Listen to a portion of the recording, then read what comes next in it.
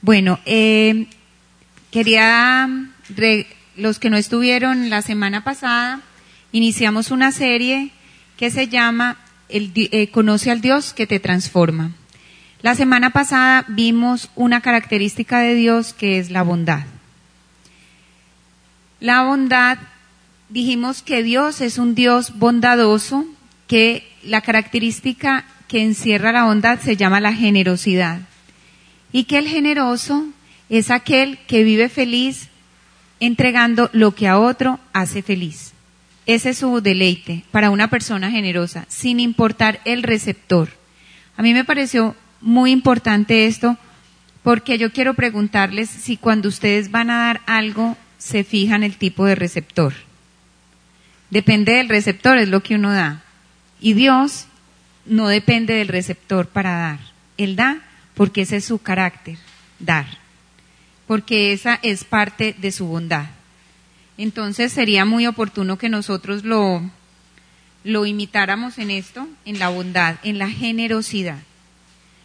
Habíamos dicho que nosotros no podemos seguir a un Dios que no conocemos, así como nosotros no nos relacionamos con las personas que no conocemos.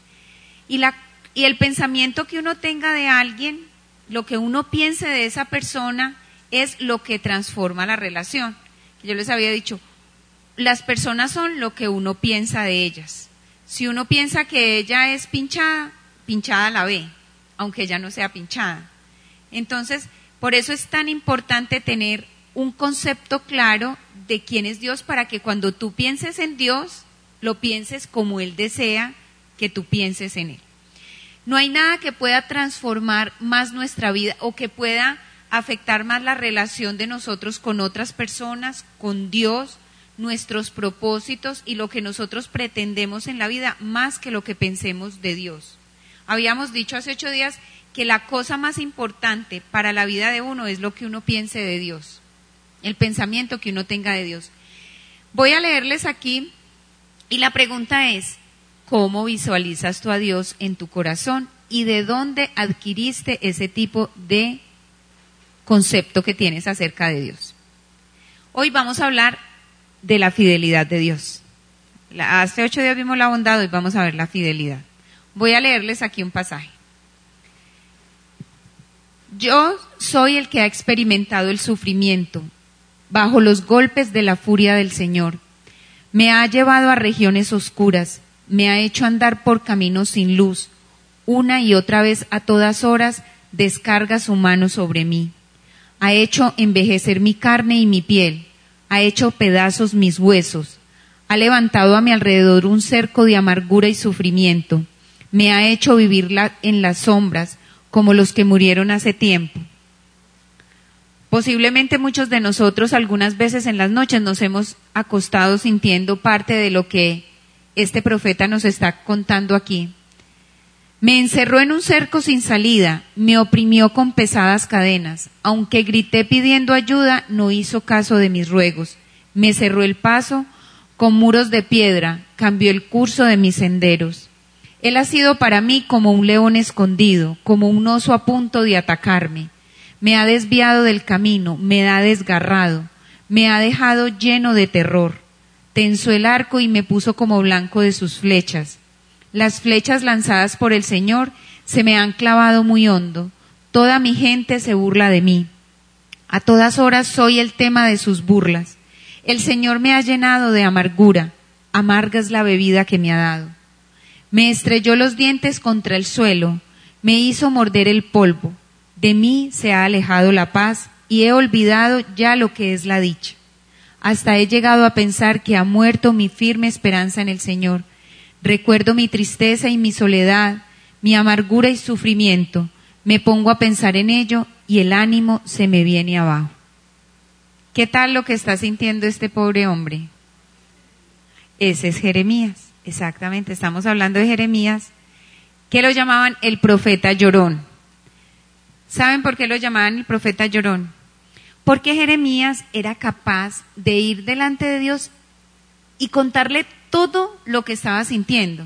O sea, él no se guardaba nada. Mejor dicho, le daba rienda suelta a todos sus sentimientos de amargura, de desilusión, de desesperanza.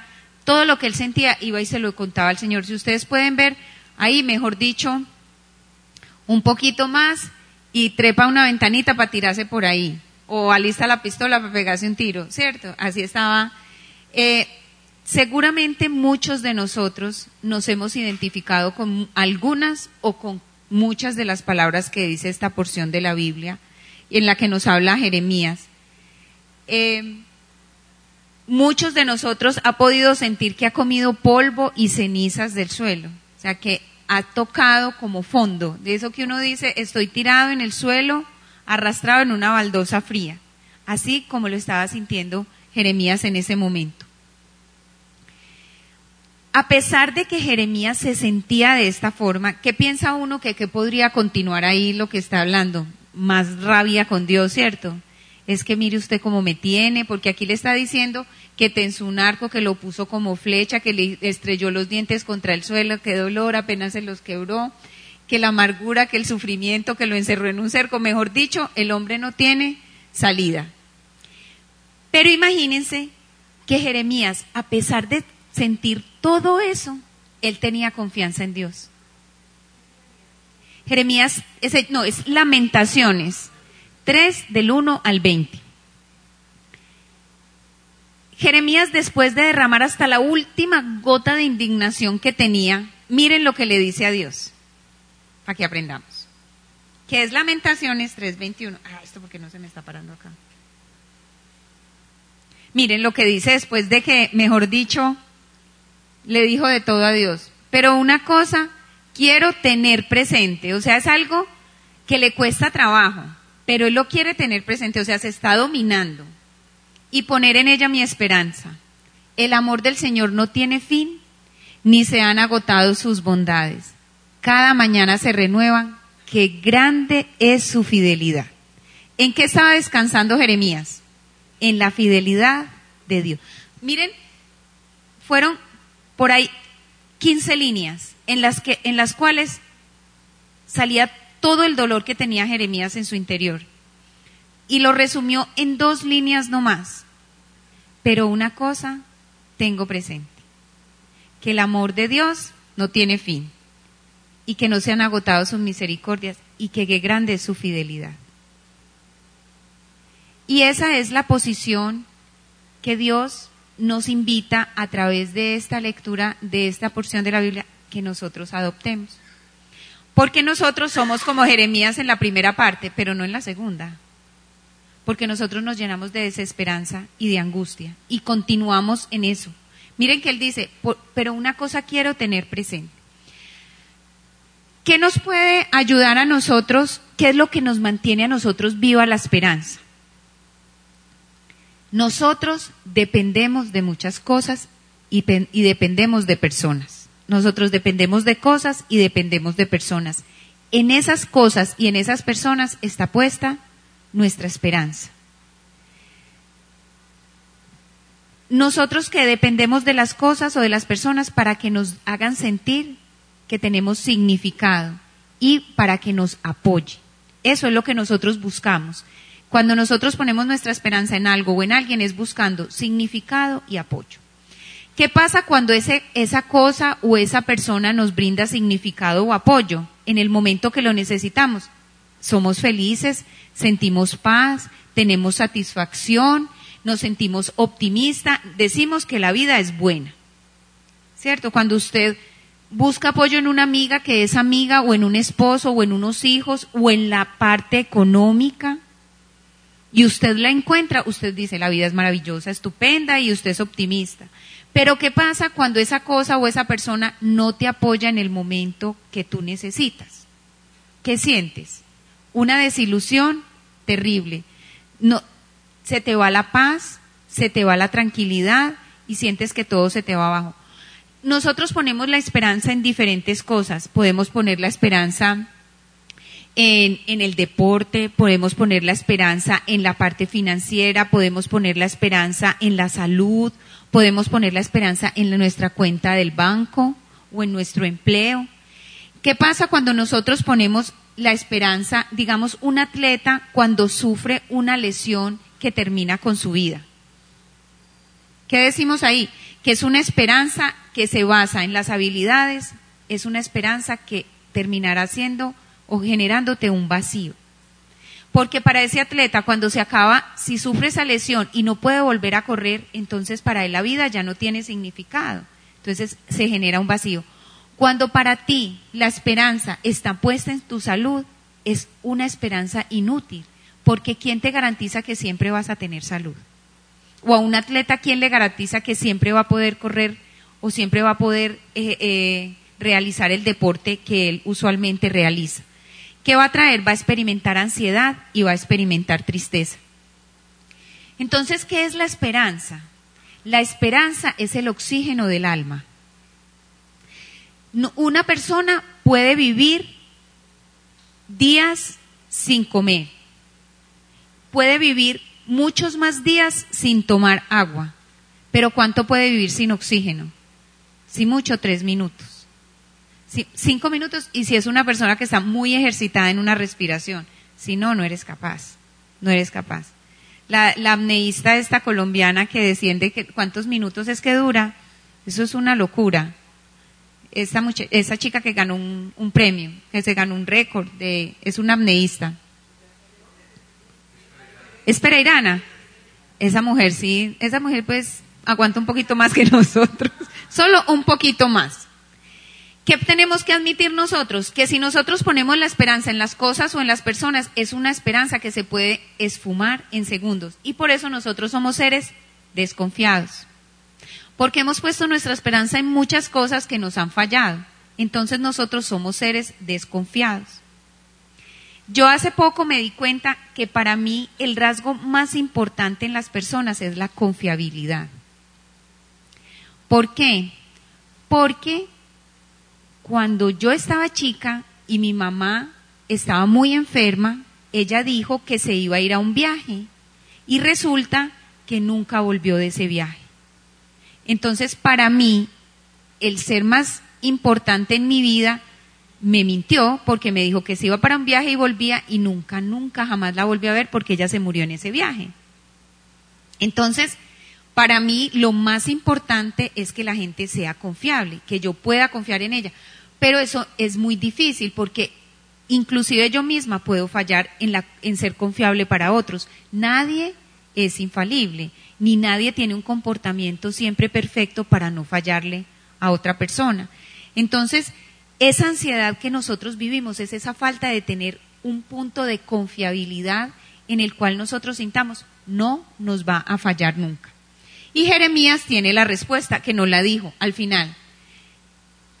Pero una cosa tengo presente, que la fidelidad de Dios es grande. Entonces, esto es lo que nos está enseñando Jeremías, que confiemos en la fidelidad de Dios, que esa es la única persona en la cual nosotros verdaderamente podemos poner nuestra confianza y no ser defraudados. Si queremos tener una vida con gozo infinito y estar completamente en paz siempre, la única persona en la cual podemos confiar es en Dios. ¿Y qué es ser fiel? ¿Qué es ser fiel? Fiel es tener firmeza y constancia en los afectos, ideas y obligaciones y en el compromiso en el cumplimiento de los compromisos establecidos. Yo quiero que ustedes piensen si ustedes mismos son fieles. Miren, es muy importante, miren, firmeza y constancia en los afectos. Cuando uno, ¿cómo? En los amores, Señor. O sea, firmeza y constancia en los afectos. Cuando yo me voy a casar, yo en la iglesia, ¿qué digo? Me comprometo a amarte, para respetarte, o sea, me comprometo a ser firme y constante en mi afecto por ti, a que no voy a dejar de amarte nunca. Eso es a lo que yo me comprometo. Eso es tener firmeza y constancia en los afectos. Con los hijos. Mi amor por mis hijos no puede depender de su comportamiento. Mi amor tiene que ser amor porque es amor. Al igual que por el esposo, al igual que por la amiga, al igual que por los padres. Eso es firmeza y constancia en los afectos, ideas, o sea, ser firme en las ideas y en las obligaciones. O sea, ser responsable, eso es ser fiel, ser responsable, ser fiel. Por ejemplo, ustedes tienen una persona o un papá que, papi, me recoges a las 5 de la tarde, y el papá faltando 5 para las 5 está. Siempre está a la hora que promete estar. Si ese papá se retrasa, ¿qué piensa ese hijo? A mi papá le tuvo que haber pasado algo. Porque ese papá ha mostrado ser fiel en el compromiso de recogerlo. Diferente es cuando papá me recoges a las 5 y llega a las 7, al otro día llega a las 10, al otro día sí llega a las 7. Ese niño nunca va a confiar en ese padre porque no es fiel a su compromiso, no es fiel a lo que él, a esa idea y a esa obligación que adquirió. Entonces, eso es fidelidad. Entonces, yo creo que ninguno de nosotros es 100% fiel. En algún momento uno falla. Usted ama a su amigo o a su amiga y él le hace una cosa maluca y usted ese día siente que lo ama un poquitico como menos. Como que tiene un poquito de ganitas como darle un pellizco o de no volverlo a saludar. Qué rico como olvidarme de él, ¿cierto? Qué pereza. Ah, no, es que cuando me necesite yo estoy, pero mientras tanto yo no estoy. Eso somos nosotros. Cuando nos tocan el ego, hasta ahí nos llega la fidelidad. Hasta ese momento. Pero Dios no es así. Esa es la única persona que no tiene ego. Esa era la diferencia entre Jesús y nosotros. Que Jesús no defendía su ego, como él sabía quién era. No le importaba que le escupieran, que lo cachetearan, que le dijeran que él era un mentiroso, porque él sabía quién era y eso no tocaba su ego. Entonces los invito, si ustedes no son fieles, no pidamos fidelidad de los demás. Démonos cuenta primero quiénes somos nosotros para poderle exigir a los otros ser fieles. ¿Qué es la fidelidad de Dios? Es confiabilidad, lealtad, seguridad, determinación, constancia. Hay una cosa que Dios tiene en su carácter y es constancia. Y si hay una cosa que nos caracteriza a nosotros es la inconstancia y las fallas. Dios es constante, nosotros somos inconstantes. ¿Se acuerdan que hace 8 días los que estuvieron yo les dije que para conocer a Dios había una cosita que es jamás compararlo con nosotros? Que porque aunque tú pongas a la N potencia a la persona más linda que tú conoces en la tierra, jamás Dios ni siquiera es un pálido reflejo, esa persona no es ni siquiera el pálido reflejo de Dios. Entonces, nunca pensemos que Dios es infiel como nosotros y que por eso no podemos confiar en Él. ¿Cómo revela Dios su fidelidad? Primero que todo, en la naturaleza. ¿Cómo? Con las leyes físicas. Él es el que está detrás de ella. ¿La gravedad falla? No falla. ¿La velocidad de la luz? No. ¿La termodinámica? No. Esa es una manera de mostrarnos su fidelidad, que las leyes de la naturaleza no fallan. Aquí dice, tu fidelidad permanece para siempre, estableciste la tierra y quedó firme. Ahí hay la primera demostración de la fidelidad de Dios. A través de las personas. Por ejemplo, con Abraham. Él hizo un pacto con Abraham que aún está vigente. Le dijo, deja tu tierra, tus parientes y la casa de tu padre. Vete a la tierra que te mostraré. Haré de ti una nación grande y te bendeciré. Haré famoso tu nombre y serás una bendición. Bendeciré a los que te bendigan y maldeciré a los que te maldigan. Por medio de ti serán bendecidas todas las familias de la tierra. ¿Es famoso el nombre de Abraham? ¿Ustedes saben quién es Abraham? Por supuesto que sí. Se está cumpliendo, mire. A través de las personas Él nos dice. Otro ejemplo está en Pedro. ¿Qué le dijo? En Mateo 16:18. Yo te digo que tú eres Pedro, y sobre esta piedra edificaré mi iglesia, y las puertas del reino de la muerte no prevalecerán contra ella. Díganme una cosa, ¿existe la iglesia? ¿Cuántas cosas han pasado? De todo le ha pasado a la iglesia, han tratado de acabar con ella, ¿y dónde está? Acá está la iglesia, permanece. Mire que a través de las personas, o sea, Él le prometió una cosa a Abraham, se la cumplió, se la prometió a Pedro, y hasta los días de hoy sigue vigente esto que el Señor. Entonces, esa es una demostración de su fidelidad. A través de su Espíritu Santo. ¿Cómo? Moldeándonos a nosotros. Nosotros podemos ver objetivamente la fidelidad de Dios en unas cosas, pero lo podemos ver subjetivamente en nuestro interior. Cómo ese Espíritu Santo nos transforma a nosotros. Y él que dice, si ustedes me aman,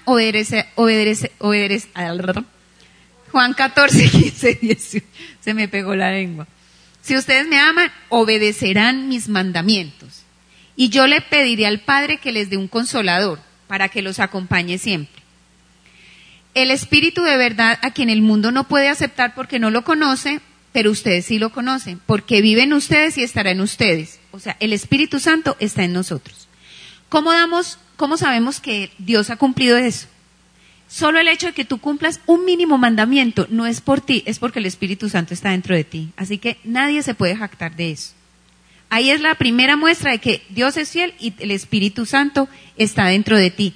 Y otra cosa es que el Espíritu Santo, cuando está dentro de ti, produce unos frutos. Amor, alegría, paz, paciencia, amabilidad, bondad, fidelidad, humildad y dominio propio. Cuando tú tengas el mínimo esbozo de eso, es porque el Espíritu Santo está dentro de ti, no porque tú los has generado. El día que estés alegre, el día que seas capaz de controlarte ante algo, el día que eres capaz de bajar la cabeza en humildad. Y ahí está mostrando Dios su fidelidad.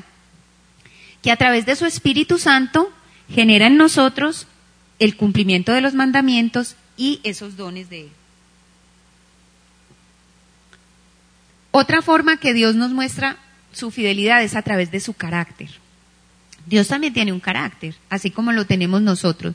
En Números 23, 19 dice, Dios no es un simple mortal para mentir y cambiar de parecer. ¿Acaso no cumple lo que promete ni lleva a cabo lo que dice?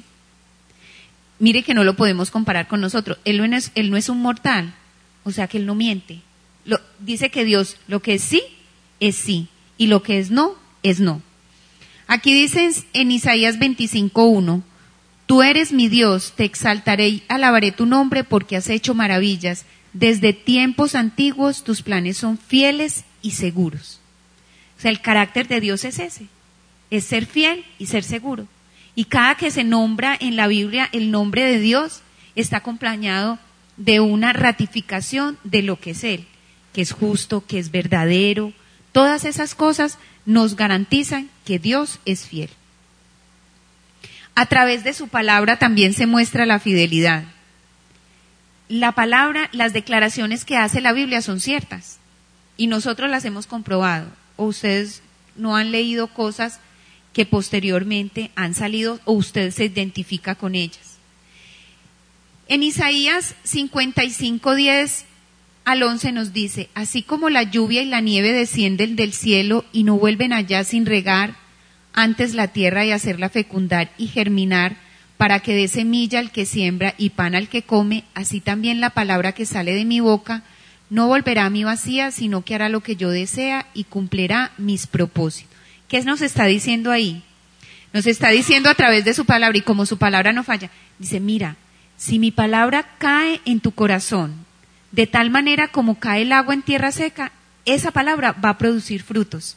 O sea, que Él nos está diciendo algo que va a pasar, que es cierto. ¿Qué es lo que nosotros tenemos que hacer? Absorber su palabra como el agua, como la tierra sedienta absorbe el agua para que dé frutos en nosotros. Es otra manera en la que Él muestra su fidelidad. También muestra su fidelidad a través de los pactos que Él ha hecho. Ha hecho pactos en el Antiguo Testamento, que fue, por ejemplo, el que es los pactos, dice, reconozco por tanto que el Señor Dios es verdadero y fiel, que cumple pacto generación tras generación. Dios cumple sus pactos y también cumple sus promesas. Miren, Dios promete al Mesías desde Génesis. ¿Y cuántos miles de años vino a nacer después el Mesías? Muchos. Imagínense que la última vez que se habló del Mesías fueron 400 años antes que él naciera. Entonces imagínense cuánto fue el Génesis, por ahí 1800 años antes. Entonces lo que Dios promete, lo cumple. Así si Dios te ha hecho una promesa y aún no la ha cumplido, Él la va a cumplir. Porque Dios, acuérdense lo que ha dicho, no es hijo de hombre para que mienta, ni hombre para que se arrepienta. Otra manera es la fidelidad de Dios. ¿Cómo nos la muestra? Moldeando nuestras vidas. Cosa difícil, ¿o no? Porque si es capaz de moldearnos a nosotros que somos tan llevados de nuestro parecer y creyendo que nosotros somos los que sabemos hacer las cosas. ¿Cómo nos moldea, cómo nos muestra Dios su fidelidad en nuestras vidas? Cuando somos débiles. Ustedes han leído este pasaje de Pablo que es muy lindo, dice, aun cuando he recibido de Dios revelaciones tan maravillosas, así que para impedir que me volviera orgulloso, me dio una espina en mi carne. Ustedes yo creo que todos han oído este pasaje. Un mensajero de Satanás para atormentarme e impedir que me volviera orgulloso. En 3 ocasiones distintas le supliqué al Señor que me lo quitara y cada vez me dijo, mi gracia es todo lo que necesitas, mi poder actúa mejor en la debilidad. ¿Qué le está diciendo a Pablo? No le voy a quitar eso, pero voy a estar con usted. Pero ¿sabe qué? Eso va a ser para algo mejor. Era lo que él le decía. No es que vayas a ser liberado de la espina, sino que vas a ser liberado a través de esa espina. Es una manera de Dios prometerte, no puedo quitarte las cosas malucas que llegan a tu vida, pero sí puedo estar al lado tuyo. Ahí muestra Él su fidelidad, su compasión. Otra manera como nos muestra su fidelidad es cuando somos tentados. Aprendí algo acerca de la tentación. ¿Saben qué es la tentación? La tentación es el solo pensamiento de algo que quieres hacer que no está bien hacerlo. Solamente en pensar robarte algo, solamente en pensar juzgar a alguien, criticar a alguien, un pensamiento lujurioso. Eso es la tentación. ¿Y el pecado es qué? La acción de ese pensamiento. Y que Dios nos tiene una promesa para las tentaciones, que está en 1 Corintios 10:13. No serás tentado más de lo que puedas soportar, sino junto con la tentación se te dará la salida para que puedas aguantar. O sea que cuando tú pasas a pecado, ¿qué fue? Ignoraste la ayuda de Dios. Porque Él dice que te va a ayudar, ¿cierto? Junto con la tentación se te dará la salida. Cuando no viste la salida, sino que viste mejor el producto de la tentación, ahí Dios también es fiel, que es ya el pecado. ¿Qué es lo que Él dice en 1 de Juan 1:9? Si confesamos nuestros pecados, Él es fiel y justo para perdonarnos. Miren, uno piensa, por eso a mí me gustó tanto traerles este tema, porque nosotros tenemos un concepto diferente de Dios. Nosotros no pensamos que la fidelidad de Dios llegue hasta esos niveles. Pero todavía le doy la mano para que no caiga en la tentación y cae en la tentación. Ya, mi hermano, lo siento, hasta ahí llegué yo. No, aún va más allá. O sea, su fidelidad trasciende todos los límites. Y le dice, ven, que si tú confiesas tu pecado, yo te perdono. Yo te perdono. Y esa es otra manera en la cual nosotros podemos ver la fidelidad de Dios. Una cosa es que vivas las consecuencias de tu pecado, pero no asumas eso como castigo de Dios, porque es que eso es lo que nosotros pensamos. Es que Dios me está castigando. No, estás viviendo las consecuencias de tus actos. Claro, de tu pecado. Si tú robas, tú puedes pedir perdón y se te perdona, pero tienes que estar en la cárcel. O a lo menos devolver lo que robaste, como mínimo. O sea que siempre hay que pagar un precio. Pero no porque Dios, sino porque esa es una consecuencia de lo que nosotros hicimos. Entonces, Dios te perdona. Otra cosa diferente es si tú no te perdonas. Porque Dios dice que solamente con que tú confieses tu pecado, Él es fiel y justo para perdonarte. Nosotros nos tenemos que poner de acuerdo con Dios, ese es el chiste. A ver si Dios y yo nos ponemos de acuerdo en lo que es el pecado. Porque yo puedo decir, ay no, eso no es pecado. Una canita al aire, aquí va Dios. Pero si yo lo quiero tanto, ¿por qué no? No tenemos un corazón tan grande, no lo podemos compartir tanto amor. ¿Cierto? O esa persona tiene tanto, porque yo no le puedo coger un poquito si yo no tengo.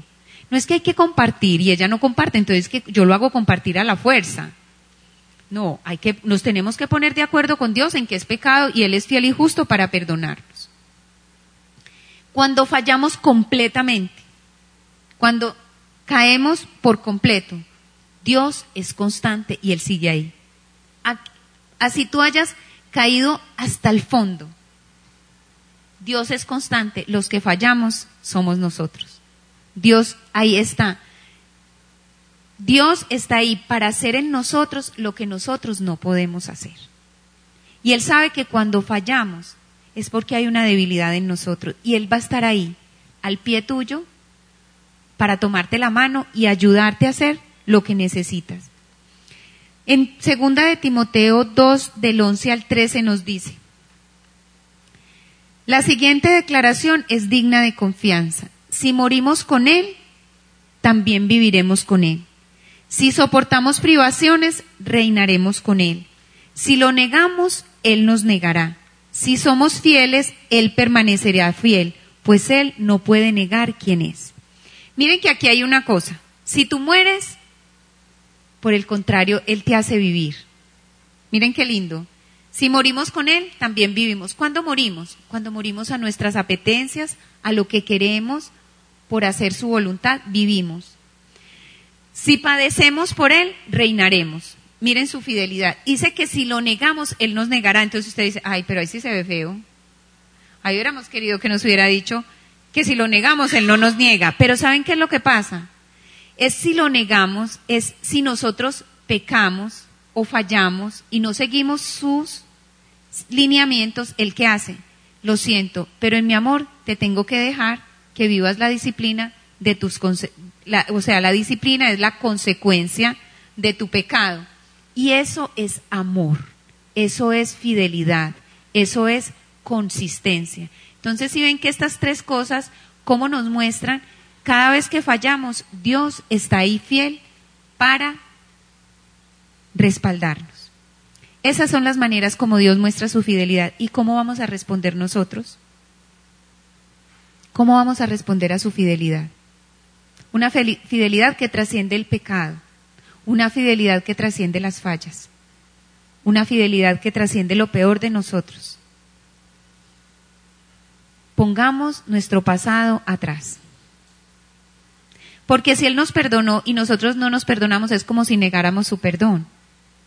No, es que Dios que va a trabajar en mi vida, no, yo con todo lo que hice, no, yo no creo. No, lo que ya confesamos, lo que ya dijimos, quedó atrás. Hay un versículo en Miqueas 7:9 que me gusta mucho que dice: aplastarás nuestros pecados bajo tus pies y los arrojarás a las profundidades del océano. ¿Ustedes saben cuántos kilómetros tiene la profundidad del océano? 30. Ese es el punto más profundo. 30 kilómetros. De aquí a Cerritos hay 25.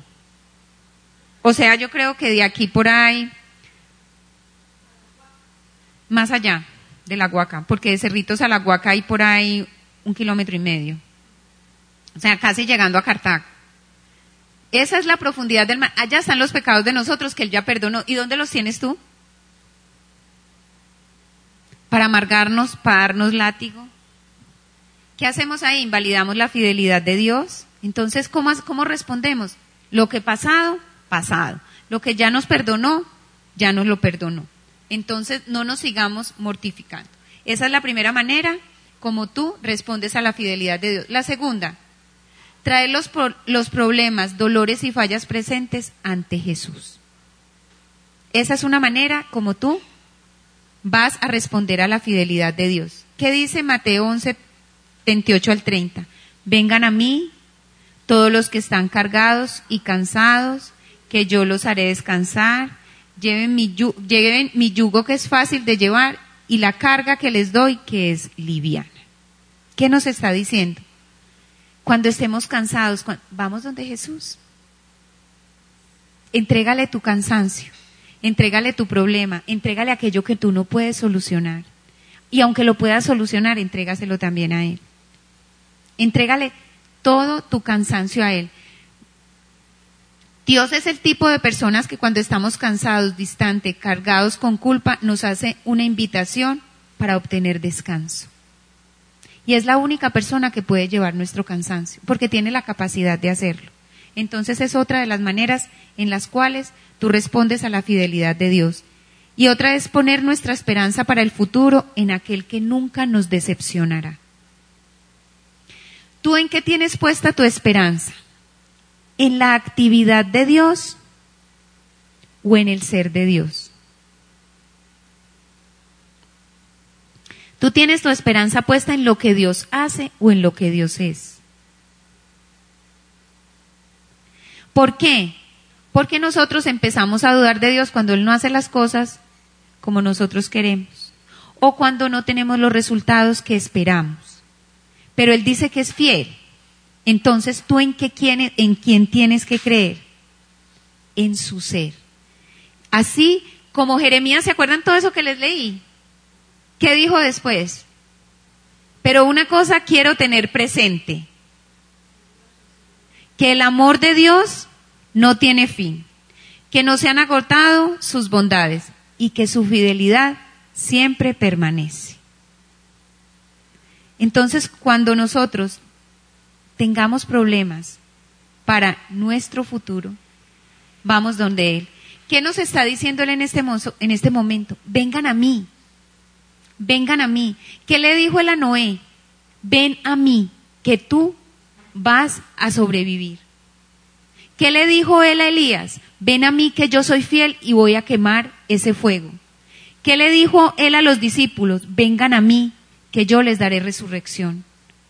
Vengan a mí, eso es lo que Él nos está diciendo. Vengan a mí que yo soy fiel. Vengan a mí que yo los haré descansar. Vengan a mí con sus problemas del momento. Vengan a mí que yo les daré descanso, que yo les daré solución, que yo responderé a sus ruegos, no de la manera que ustedes quieran, pero de la mejor manera para ustedes.